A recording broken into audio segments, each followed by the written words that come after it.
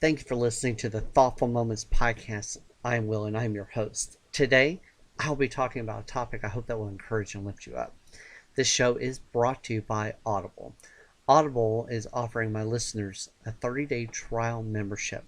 So with that 30-day trial membership, you can get a book absolutely free and two Audible originals as well. So that is three books absolutely free for your 30-day trial membership. Now, recently I listened to the book called The Myth of Balance. It talks about the myth that is behind balance. So the balance is just not real out there in life, and it helps you to find a way to maneuver through that. And so I highly recommend it. It's a 48-minute book, so you can listen to that on the way to work. And if you don't like that book, they've got thousands upon thousands of books out there.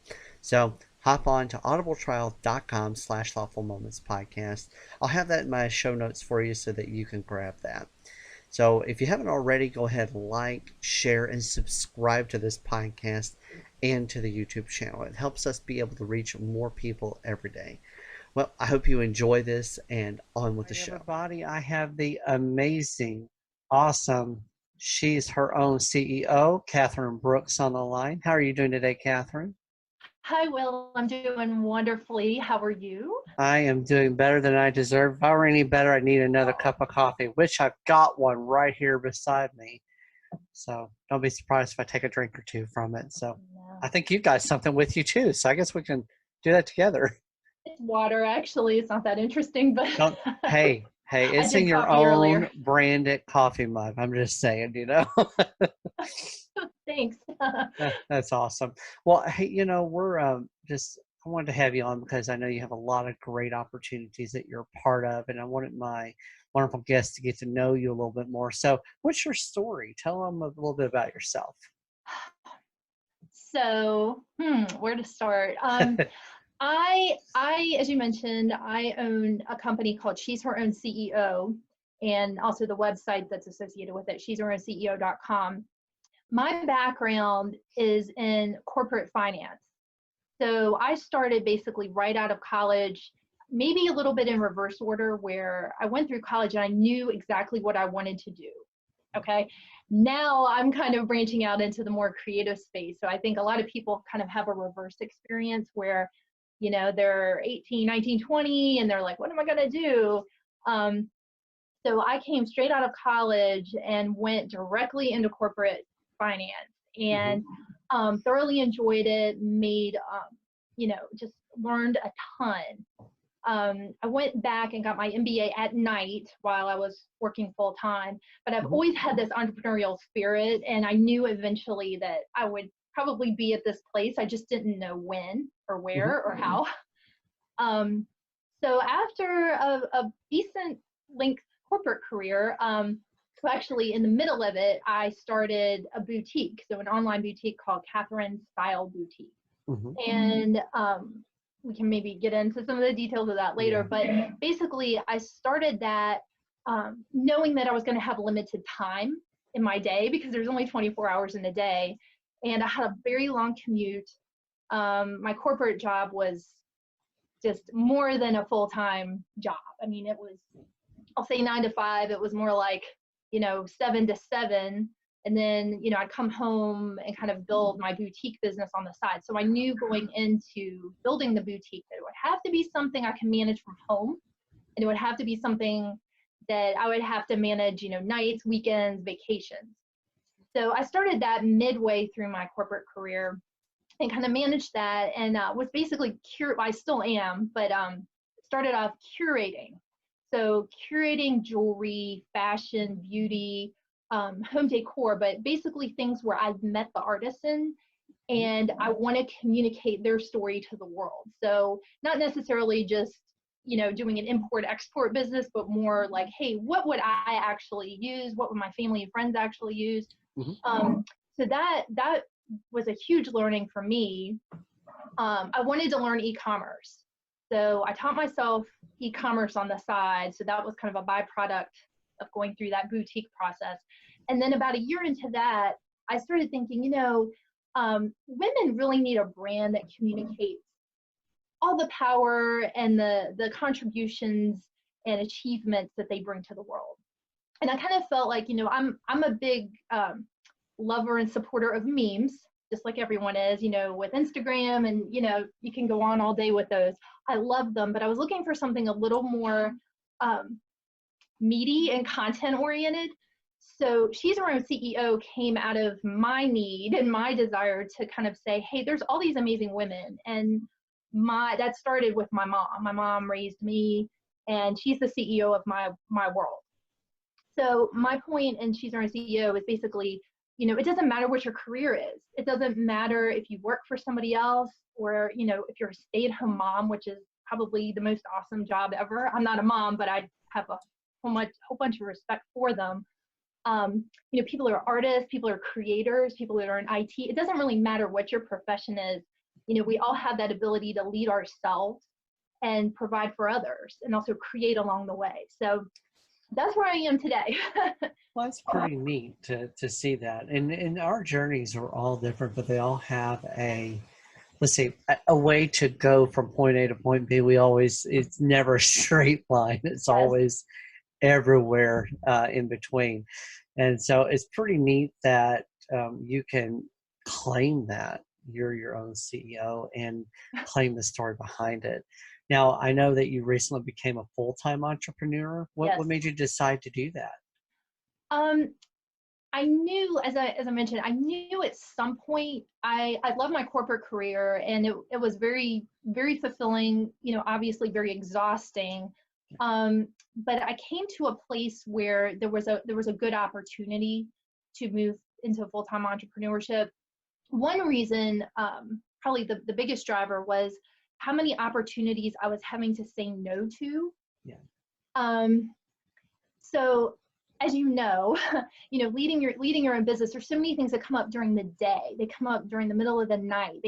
So if you're working full time, it's really hard to say, oh, let me drop everything. I'm managing 20 people or 50 people, or just myself or one person, and I'm not going to be there tomorrow. I gotta take off on the road, or I gotta meet a vendor.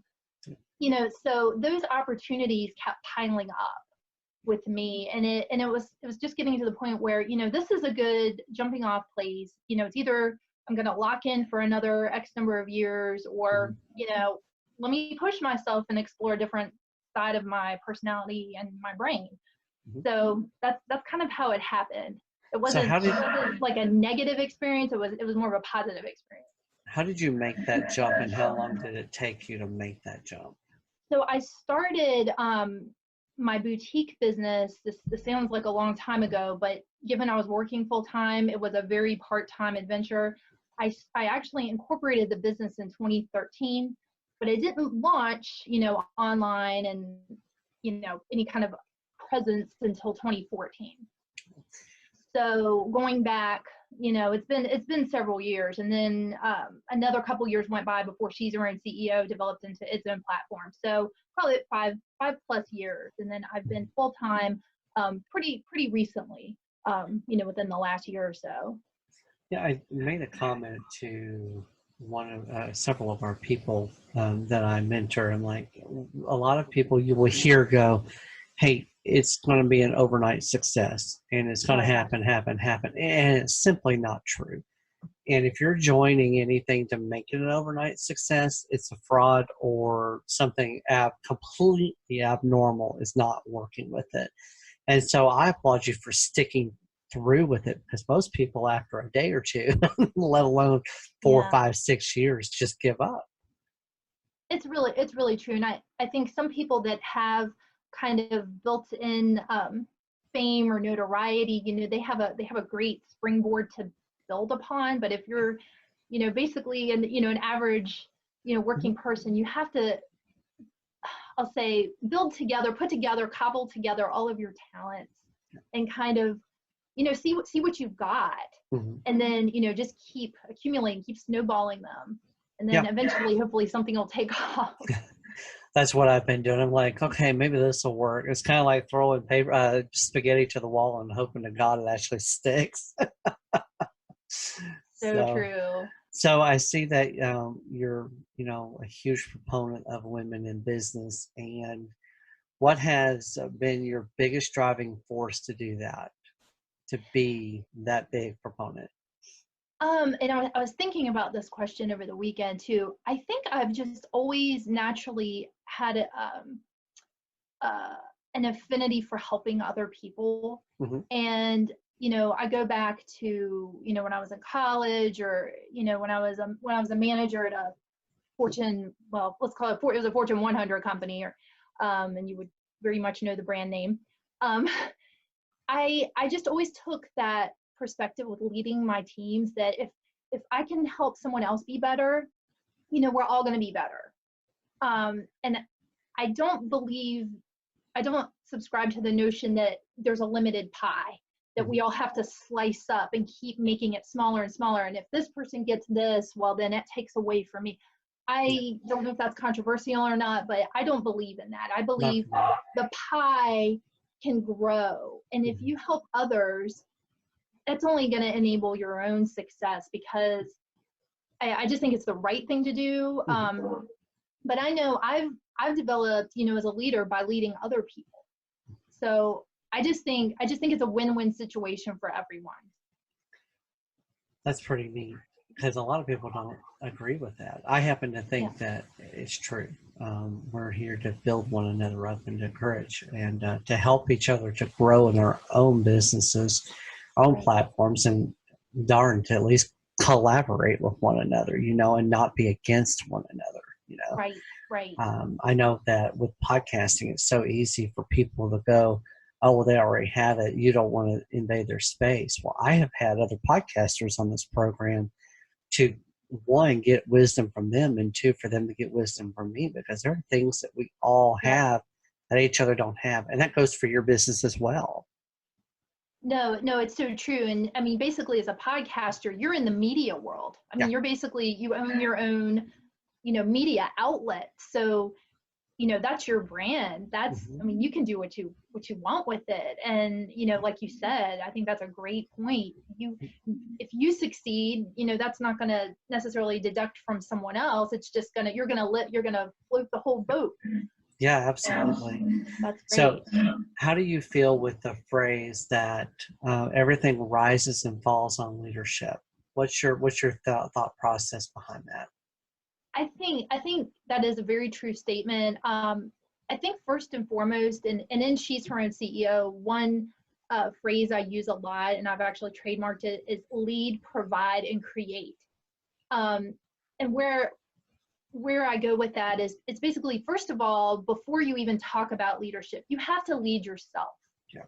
And that means a lot of things. I don't care if you're an elementary school student. In some way, you're expected to lead yourself. And as you grow and mature, those responsibilities and accountabilities grow. But to be a leader of others, if you're not, I say you, I'm just using that term. You're good. Generally speaking. But if a person is not comfortable with his or herself and isn't, let's say, doesn't know his or her own strengths, you can't hope to manage or, derive any kind of respect from someone else. So that's why I talk about leadership starts with yourself. Yeah, I agree. Providing for others. So I talk about lead, provide, create. Providing for others. If you're a parent, obviously you provide for your children. But even if you're not a parent, you're providing to the larger world, through either, if you're in IT, you're doing something to protect someone's cybersecurity, or if you're, an artist, you're producing beauty for the world. So I think providing is kind of that next step in the leadership journey. And then creating is kind of that self-actualization, where, you're creating things from the ether, maybe things that don't exist. You're creating a brand, or you're creating a following. I'm going to use a little, I don't know if you've read Tribes, Seth Godin's book. It's a good book. It's a really, really quick read, and I've written in it tons. He talks a lot about leadership and how, you really need to lead yourself, and kind of that, how do you expect to succeed and progress through your career and your business? Well, if you haven't overcome your own fears and your own self-awareness, you can't hope to lead other people. Absolutely. So, how have you overcome the fear of the unknown when you've launched out on your own? Yeah, so that's a work in process. I mean, it's every, it's every day. And I'll go back to that self-awareness point. Mhm. If you really don't, if a person doesn't really have a good grasp on what his or her motivational factors are. So, it's really important to take the time to say, what scares me? What am I good at? What am I not good at? I talk about this a lot is, taking that inventory of your skills, because I think a lot of people hope to be leaders or they hope to be business owners, Mhm. and they don't really know what they're good at. And so you'll see people, and I see it all the time, and not to be negative toward them, but I just think they could be a lot more successful if they said, hey, you know what? I was terrible in accounting. I was a terrible student in accounting 101. I should not be filing my own tax return. Or Amen. I have no patience to sit and, kind of unravel code or understand WordPress. I have no patience for that. You're basically going to do a sloppy job, Yeah. and it may not turn out with the right results. Then you're going to get frustrated, and then, back to square one, and you may or may not get back up again. So I think that first step is understanding your fears and your motivations and your skill set. So for me, and I think I mentioned this a little while ago, I kind of probably did some things in reverse order. I knew I wanted to work in the corporate environment. I wanted those skills. I wanted those experiences. I liked kind of the formality of it, and I wanted that on my resume. Mhm. So I went for it. I think a lot of people do that in reverse order, and they're like, I'm not sure I want that structure in my life. So it doesn't really matter which way you approach it or in which order, but I think it's just knowing, like, hey, I'm not really good at that, but I am good at this. So let me build this up and maybe outsource this. So Absolutely. that's kind of my take. I don't think there is a correct order. I think that No. some people are built, their makeup is totally different, you know, and there's no box that you can put anybody in and Yes. think that they're going to actually stay within that box. And, you're talking about books, and I'm reading one right now by John Maxwell. It's his latest one. Yes, yes.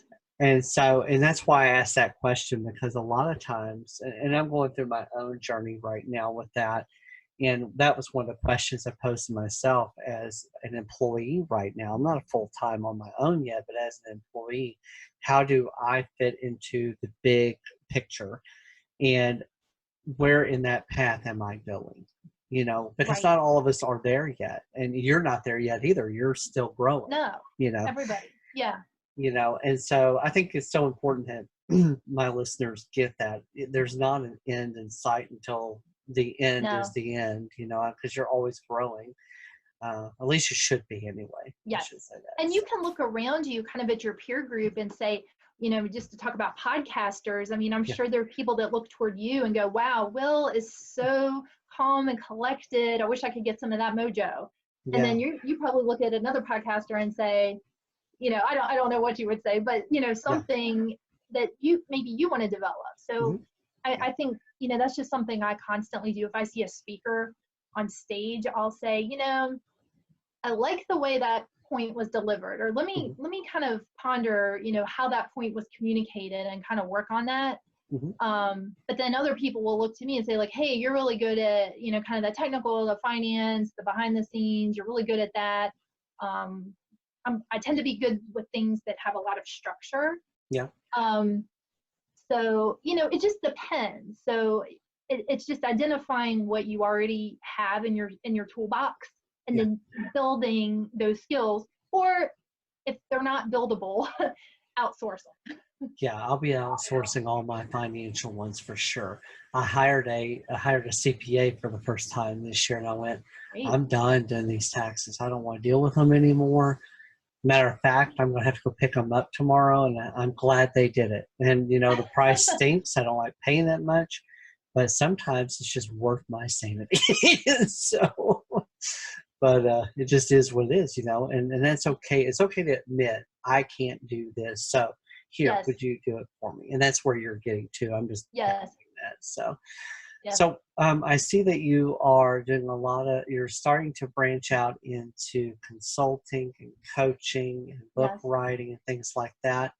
What what are you hoping to do with that, over the next few years? What's your goal in that? So I started She's Her Own CEO kind of, it was during that time when I was working full-time corporate. Hmm. So it was it was a purely e-commerce fashion line, accessory line. And, I've got the coffee mugs, the journals, the pins, the whole gear setup, merch portfolio. Um, and just to throw in like one of my biggest learnings, I didn't realize at the time how much of a value public relations is.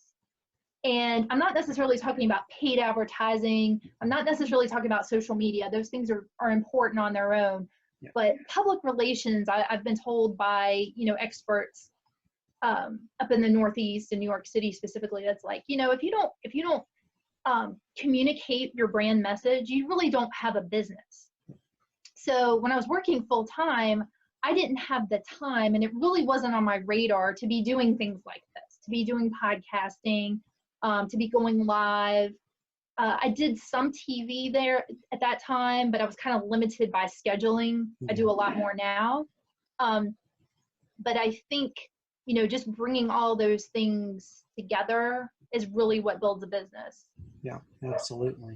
I believe public relations is not just a intellectual property. Mm-hmm. It's physical. If Yes. if we don't have a conversation, there's real no relation. It's Yes. just it doesn't work that way. So I applaud you for your journey in that, and it's going to continue to grow because you've acknowledged that, and also calling this not your career, but it's a calling. It's something Yes. that you're like, I know that deep down within me, I am doing this for a reason. Yes. And we've talked about that. And what are you doing? What are you wanting to do now with this journey from this point, this moment while we're chatting? What would you like to see happen from here? So I want to continue to spread the She's Her Own CEO message. Obviously, I do like fashion. I do like organic cotton. I do like finding quality pieces I can put in my wardrobe. Mm-hmm. So I do want to continue to build that brand. I would like to expand into more business wear, maybe like packable suiting that, looks great, and your wife would probably relate to this. Pieces that are effortless, but that look polished and put together. Yeah. So definitely the fashion line expansion. I do, as I mentioned, I've been doing a lot more television, which is not a dead media. No. It is, no. But I've been doing it more from the earned media perspective, where I'm bringing, I'm obviously bringing some of my product, but I'm doing topical segments, such as, college graduations are coming up. What should a college student be thinking about over spring break when they're in the car, or they're on the plane going to spring break, beach vacation, or they're going home, or they're going on a mission trip, to kind of give back over spring break. What are things that they can do during those long journeys? So I'll bring kind of topics like that to TV. Other things like November is National Entrepreneurship Month. Mm-hmm. So a lot of people don't even know that was designated by congressional decree, several years ago. So the entire month of November is dedicated to us. Wow, I never knew that. Yeah. And there's all kinds of like intermediate little celebrations during the month of November. But I just like to bring those topics to light because people aren't aware of them, and they don't know where to go for help. They don't know, some people do, obviously, but a lot of people don't. And they'll spend time, scrolling feeds and going, wow, look at her, look at, she's at this gorgeous tropical island destination, putting all these motivational quotes, but how do I do that? So what I'm trying to do is bridge that gap of, you see what you want, what you want. Do you know where you are now? And if so, what do you need to build in the middle to get here? So that's my messaging. So I definitely want to grow that messaging. My consulting business, I focus a lot on that, kind of taking inventory and setting those goals along the way. So definitely the consulting business. I do a lot of pro bono work with local universities here in Atlanta. Anything from, talking to their graduating seniors about, what to expect in your career, how to prepare for your career, kind of dress for success topics. I've talked about kind of some intangible skills for success. So things like intellectual curiosity. That's something you don't necessarily see on Instagram because it's an intangible concept. It's like, what does that mean? And how can that help me be successful? Oh, that means if I see something and it kind of makes me curious, well, let me do some research. Let me dig in. How is that going to set me apart from somebody that just is a consumer of information? Let me consume information, but also develop my own knowledge base so that I can give back. So those are some of the topics. And then I'm accumulating all those in a book. So hopefully, that'll be coming out shortly. And then just continuing, making media appearances, because I think that's where I get the biggest reach. So that's kind of the plan.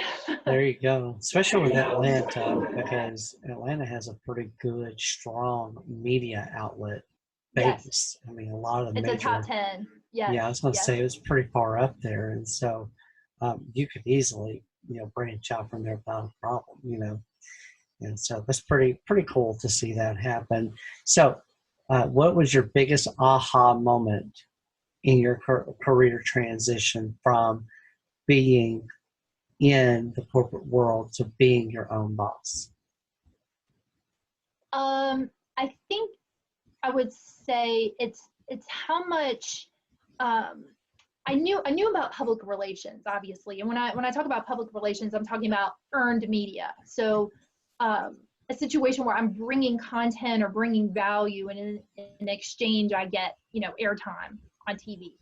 So realizing the power of that, but I think it was just going from, hey, I'm running an e-commerce business and I'm blogging and I'm helping people kind of behind the scenes through this brand, to how much is required to be present and doing, like I said, like doing things like this and social media. And I'll be really honest, Twitter was very helpful to me early on. I think it's kind of faded off, unfortunately. But I was doing a lot of business, either communicating, connecting with other business owners, back in like 2014, 2015. But I was quite hesitant to kind of get on the Facebook bandwagon. I love it now and I see the power of it, but I was a little reluctant for several reasons. And one of them was, honestly, I didn't understand how powerful it was, and that connecting with people really builds a brand. And it forced me to think about how I purchase products. And then maybe not everybody thinks like me, because I know a lot of times I'll see something, and if a celebrity or somebody that I admire uses that product, yeah, that's good, but that doesn't always influence me. And so my approach was kind of like, well, if you like my product, here it is. I'll make it really convenient and easy for you to purchase it. But this thing about people wanting the story and people wanting the words and the messaging, I think that was my biggest aha.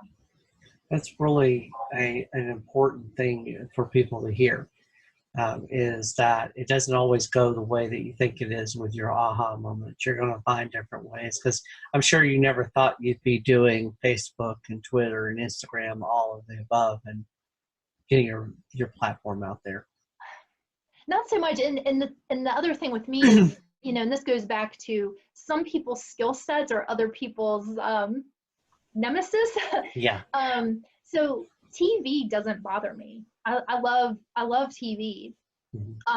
Going live on Facebook, yeah, that's a little different. So it just depends, and that just goes back to what we were talking about. Everyone's an individual. And there's no cookie cutter answer to being successful. You really have to say, hey, what am I good at? What do I like to do? Mhm. You know, maybe I can develop this, maybe not. But knowing that is the biggest part of the battle. Yeah, well, it gives you a lot of freedom too. Yes. You're not bound with that. You're like, after you admit that and see that, you're like, I don't have to be like Susie Q or Johnny Joe. Yes. I can be me, like this podcast, that I do. I don't Yes. have to do it like everyone else. I'll do it the way I No. want to. Now, when I started out, I tried to emulate. I tried to do that. And I went, I'm absolutely miserable. We're not doing this anymore. We're going to do it the way I want to do it because that's the only way I can do it. And it's doing okay. And I'm good with it. As long as I can reach out and touch people, that's all I care about.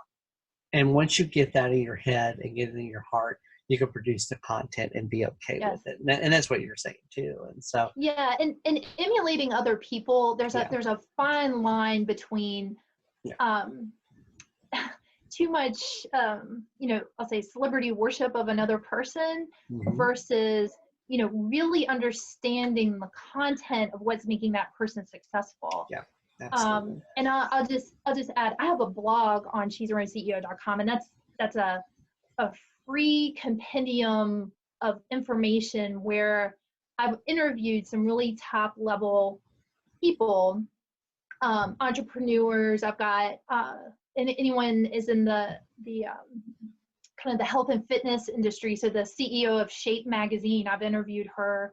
There's some people, if you shop on QVC or HSN on TV, there's some entrepreneurs that people would probably recognize on there. And then there's some other ones coming up. So we'll spoiler alert on that. But anyway, with those interviews, what I hope to do, and this is something I just personally believe in, look to people that have come before you. Mhm, And I don't mean just age or mhm, experience. I mean, people, yes, those things are very important, but also the mhm. people that have done what you want to do. Yep. And I think there's like I was saying, there's a fine line between just being, I don't want to say envious, but kind of just looking at someone and saying, gosh, I wish I had that. Yeah. And then actually like trying to deconstruct their process Yeah. and their thoughts and how they got there. So through my interviews, I really try to get to uncover those answers and what That's makes those people tick. I'm trying to say wow, you're a magazine editor in chief. How in the heck did you do that? That's the obvious question. But beyond that, what was your approach? Because everyone has challenges in his or her career, right? I mean, nobody walks in and is like, oh yeah, I'm gonna pay $10 million to, do essentially nothing. I mean, that doesn't happen. Everyone works, right? if So they what I'm don't, trying to if do they is say say, they don't, they're full of yes. it. So what I'm trying to do through my interviews is say how, yes, on paper, I can read your resume. Yes, anyone can go on LinkedIn and see what you've, tangibly accomplished, either your Mhm. education, but beyond that, what is your approach to leadership? What did you do, in this industry where you were kind of not the norm demographically, or not, you bring a different skill set to a male dominated profession. I mean, I don't just necessarily play the men women You're thing, fine.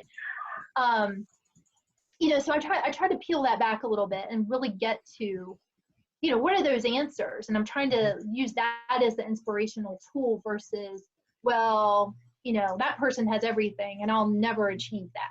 Yeah. You can achieve it, but you got to deconstruct how to do it. We call it reverse engineering, taking what it is and going back That's through good. it and digging through it. And that doesn't apply just to technology, it applies to every area of your life. So what is the biggest one thing, the biggest takeaway that you want people to take from this interview today? Management of your own self will drive your future success. So the positive thoughts, the staying really focused on what you're trying to accomplish. If you're a faith-based person, rely on that. If you have good friends and family around you, surround yourself with those friends and family. There are going to be people that observe what you're doing, and you will make them feel uncomfortable. Yeah. But you have to have the fortitude to focus and to know that you have a higher calling, and that if you need help, you know how to ask for help. But that first step is really understanding yourself and managing your day-to-day, managing your attitude. And you have a great line you say almost every day about, hope you had a great day, but More importantly, I hope that today has a great you. I love that. I love that. And that's exactly right. That's exactly right, Will. It's like what you bring to the world. I mean, that's what enables your success. And that's important. And I know that neither one of us are perfect in that. We both have our own, any of us that are out there, we're like, oh, dear God, sometimes I hope no one watches, you know. But at the end of the day, we know that what our end goal is. And if we can do that, we can backtrack and go, you know what, it's all good. And I can do this. And I tell people, if I can do it, anyone else can do it. And a lot of people see that as a knock on me. It's no, it's not. If I can do it, we can all do it. There's no reason why we should be limited in our own ability with that and not be able to share with that, you know. Yes. So with that, you know, so I can talk for hours. We better be careful. I know. So, well, but see, you have that consistency and the fortitude, and you publish so many podcasts and you're on video. I mean, it's your consistency, I think, that's really your enabling tool, your enabling vehicle for your success. Yeah, and thank you for that. And I think that's the same for you and for the rest of people that do that. At the end of the day, if you're not consistent, people are not gonna follow. They're not gonna want that. I think in this time, in this age, consistency is, and rawness and realness are all desired. The fakeness and the facade and the inconsistency, I think, has gone to the wayside. And we're in business, you know, and we're in business as people, not as machines. And so we have to be okay with that and be comfortable with that, you know. And so, well, it has been a true honor and a true pleasure having you on this program. Honored to have you on. Thank you, Will. I really appreciate you asking me, and it's been an honor to join you. So thank you. My pleasure. Thank you so much.